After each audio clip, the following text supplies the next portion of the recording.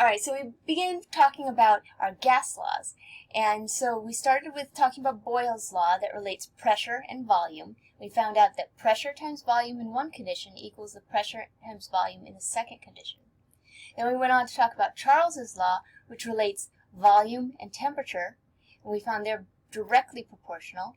So the volume divided by temperature in one condition equals the volume divided by the temperature in another condition. And then we finished up with Gay-Lussac's law, which is very similar to Charles's law. It relates pressure and temperature. And so the pressure divided by the temperature in one condition equals the pressure divided by the temperature in the second condition. Now we can put all of these things together and get a combined gas law. And the combined gas law looks something like this.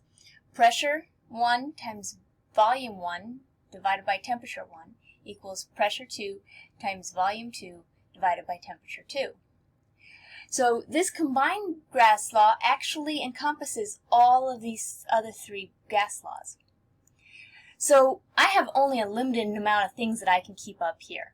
So I don't bother memorizing all of these. I memorize this, and then if something's constant, it just drops out of the equation. Let's look at that. So here, with Boyle's law, temperature is constant. So basically, we drop the temperature out of the equation, and we get Boyle's law.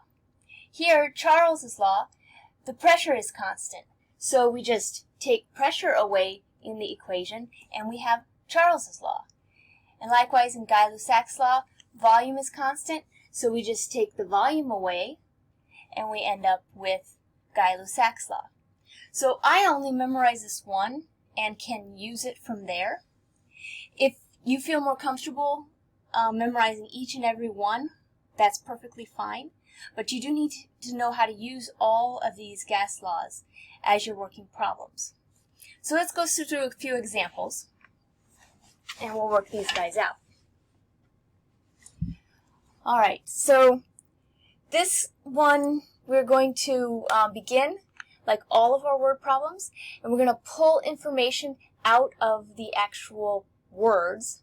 And once we have all of the data in one spot, then we can solve the problem. So let's go ahead and do that. Okay. It says a sample of helium occupies 12.4 liters. So right away, I'm going to write these out as I get to them. 12.4 liters. That liters tells me what type of entity this is. If it's liters, that means what type of thing is it? Well, it has to be volume. So we know the volume equals 12.2 liters. All right? And it's at 23 degrees Celsius. So that's temperature. So we'll do 23 degrees Celsius.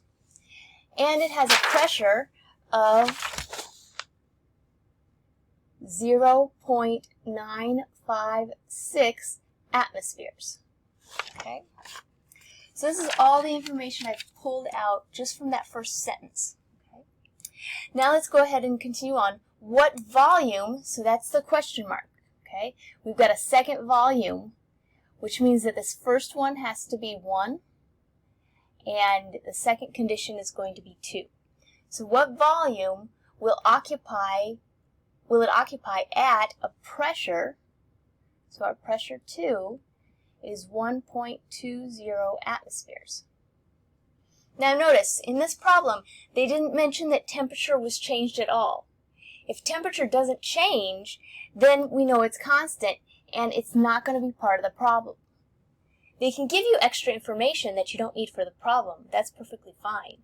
You only use the information that you need to solve your problem. Okay. In this case, we don't really care what the temperature was because it didn't change. It was constant. Okay. So now that we've pulled all that information out, we can look at these numbers and we can actually figure out what's going on. Okay. So we've got 2 volumes and 2 pressures. That looks like Boyle's law. So let's go ahead and do that. We've got volume 1 and pressure 1 equaling pressure 2, volume 2. Now I'm going to suggest that you solve for your variable first before trying to plug things in, because once you plug things in, it gets complicated. Okay? You got units going around and it gets all cluttered up. Remember, these subscripts go with, they're part of the variable, okay? They're not numbers that you multiply by or anything like that. P1 is your variable, okay? So whatever you do with P1, the whole thing gets taken care of. All right, so what we are looking for is V2. So we have to solve this guy for this one here. Now, how would you solve an algebra problem like that if you were solving for V2? We have to get everything else to the other side. So we're going to divide both sides by P2. So we end up with V2 equaling P1 V1 over P2. Okay. Draw a line there so we can keep things straight. Now that we've solved for what we wanted to solve for, now we can plug things in. Okay.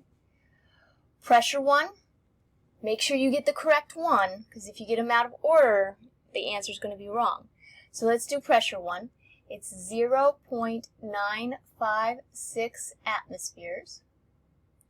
Times, on the top, we also have volume 1. Volume 1 is 12.4 liters. And we're going to divide by pressure 2. So pressure 2 is right there. We've got 1.20 atmospheres. Now, before you spend time plugging the numbers into a calculator, check your units. Your units are going to save you if you make a mistake. So atmospheres cancels out with atmospheres. The only units you have left are liters. Is liters a correct volume measurement? Yes, it is. So we know we're on the right track because we got the right units in the end. So now we just grab our calculator and we'll plug these in.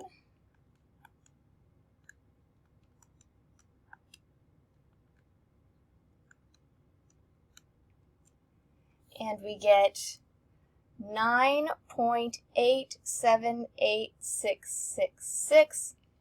We're still looking at significant figures, so don't forget those significant figures.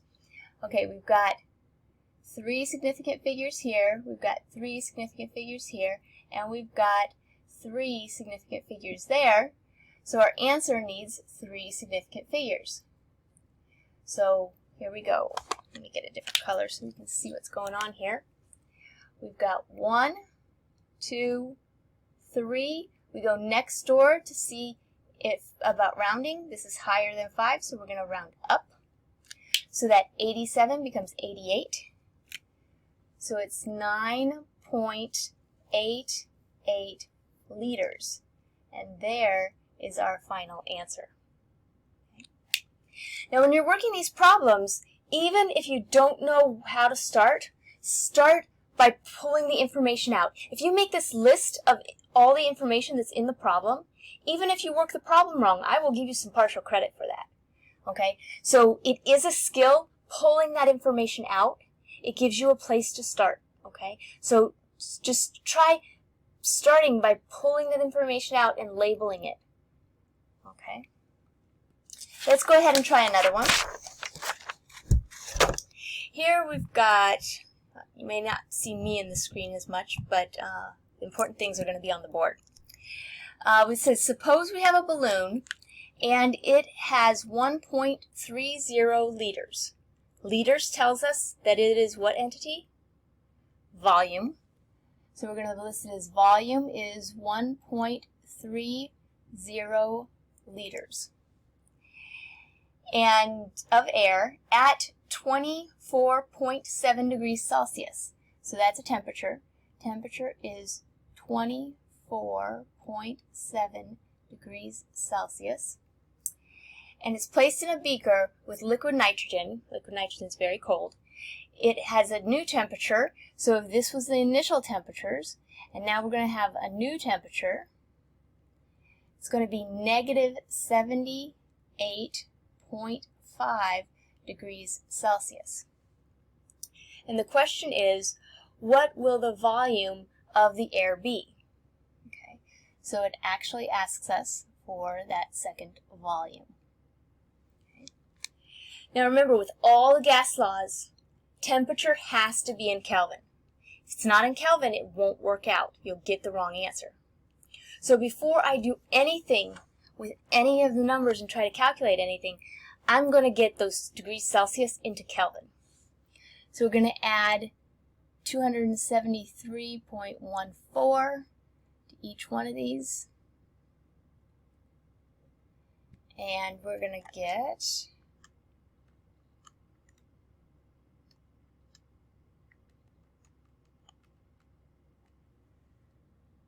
297.8 Kelvin. Remember, I'm looking at significant figures, so it can only go to the tenths place.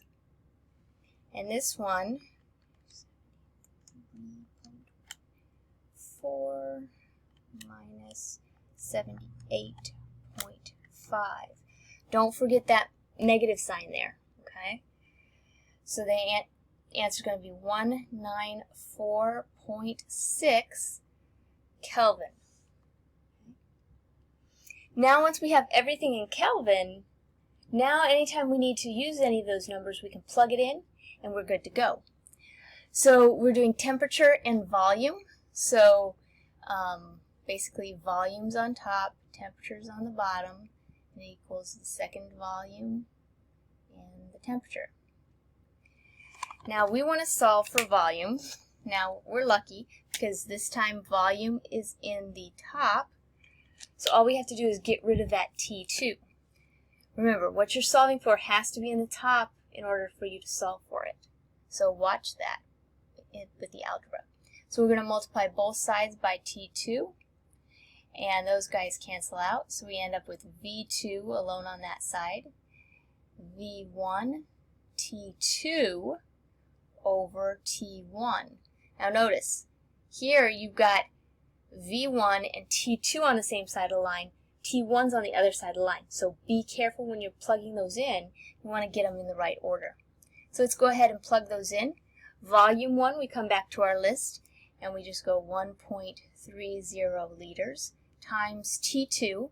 T2 is the bottom one. And I have to tell you, this is the most common mistake, is that people put the wrong T in here.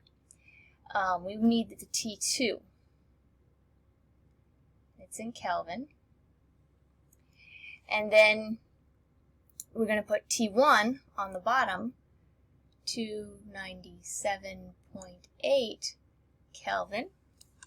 And let's go ahead and do that math.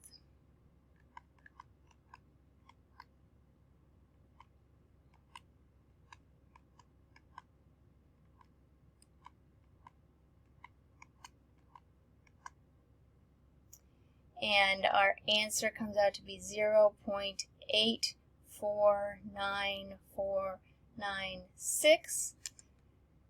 And the units are liters. It's the only unit we didn't cancel out there. So significant figures, we have 3, 4, and 4. The 3 significant figures is the lowest, so that's what we need in our answer. And so 1, 2, 3. The 4 means that we round down, 0.849 liters. That is our final answer.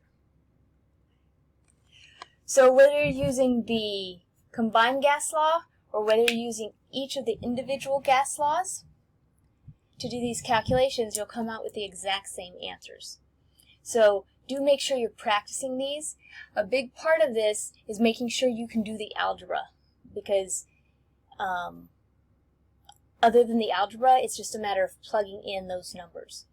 Okay. So give this a try on your homework, and we will continue talking about our gas laws.